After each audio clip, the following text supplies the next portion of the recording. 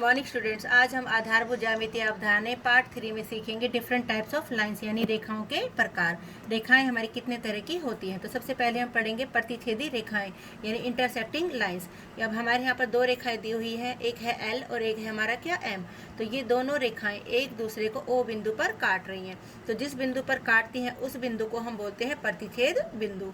तो यदि दो रेखाएं एक दूसरे को एक बिंदु पर काटती हैं तो उन्हें हम प्रतिच्छेदी रेखाएं कहते हैं।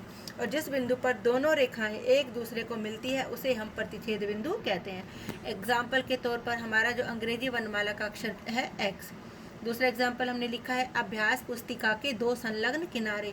दो संलग्न किनारे यानी ये वाली साइड और ये वाली साइड आपस में एक बिंदु पर मिलती है। हम यहाँ पर देख सकते हैं जैसे कि एक पेपर है, इस पेपर का ये वाला किनारा और ये वाला किनारा हमें इस बिंदु पर मिल रहा है। अगला एग्जाम्पल है हमारा परस्पर काटती हुई सड़क यानी दो सड़क यदि एक दूसरे को परस्पर काट रही हैं तो उसे वो भी हमारा प्रतिच्छेदी रेखाओं का उदाहरण है। हमारा अगला एग्जाम्पल है दूसरी तरह की रेखा समानांतर रेखा यानी पैरेलल लाइंस। यहाँ पर हमारी दो रेखाएं हैं, एक एल है और एक एम है। ये दोनों रेखाएं समानांतर रेखाएं हैं। इन समानांतर रेखाओं की खास बात है कि ये रेखाएं कभी भी आपस में नहीं मिलती।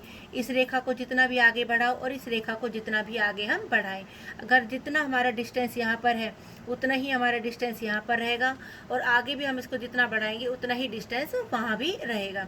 तो ऐसी दो रेखाएं जो कभी प्रतिच्छेद नहीं करती, दो या दो से अधिक कितनी भी समानांतर रेखाएं हो सकती हैं जो कभी प्रतिच्छेद नहीं करती यानी एक दूसरे को कभी भी आपस में नहीं काटती, उन्हें समानांतर रेखाएं कहते हैं। समानांतर रेखाएं कभी भी आपस में नहीं मिलती, इनके बीच की दूरी हमेशा बराबर बनी रहती है। जैसे कि हमारी रेल की पटरी का ये किनारा और ये किनारा एक दूसरे के बिल्कुल समानांतर होता है। खिड़की की सलाखें ये सारी पैरेलल लगाई जाती हैं। स्केल हमारा जिसे फुट्टा भी बोलते हैं उसके सम्मुख हमारे किनारे, ये किनारा इसके समानांतर है और ये वाला किनारा हमारा इसके समानांतर है। पेज से भी हम एग्जाम्पल ले सकते हैं। पेज का ये वाला किनारा इस किनारे के समानांतर है और ये वाला किनारा हमारा इस किनारे के समानांतर है। अगला आता है हमारा लंब रेखाएं यानी परपेंडिकुलर लाइंस। परपेंडिकुलर से ही हमें समझ में आ रहा है कि यदि दो रेखाएं एक दूसरे के साथ 90 डिग्री का कोण बनाए तो उसे हम लंब रेखाएं कहते हैं।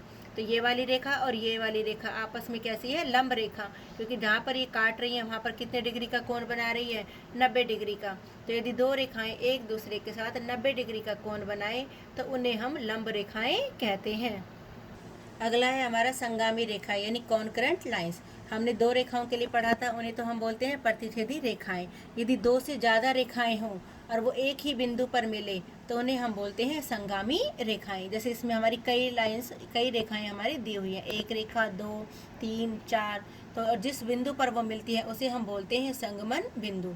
तो 3 या अधिक रेखाएं यदि एक ही बिंदु पर मिलती हैं तो उन्हें हम संगामी रेखाएं कहते हैं और जिस बिंदु से ये रेखाएं गुजरती हैं या मिलती है उसे हम संगमन बिंदु कहते हैं यानी पॉइंट ऑफ कॉन्करेंस कहते हैं। होप है आपको मेरी वीडियो समझ में आई होगी। Thank you.